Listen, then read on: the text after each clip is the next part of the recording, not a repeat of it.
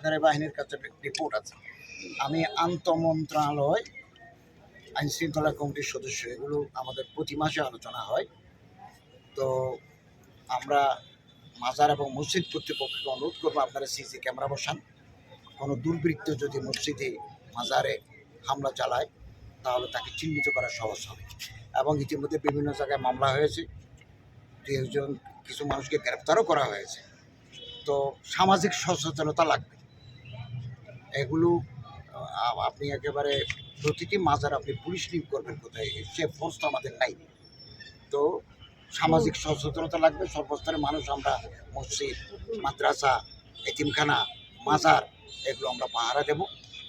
এবং কেউ যদি এখানে হামলা চালায় অথবা ধ্বংস করার পায়তারা করে তাকে আমরা আইনের আওতায় আনবো। ইতিমধ্যে বেশ কিছুকে আনা হয়েছে এবং স্পেসিফিক মামলা হলেই আইনশৃঙ্খলা রক্ষাকারী বাহিনী, ল এনফোর্সিং এজেন্সি তাদেরকে আইনের আওতায় আনছে।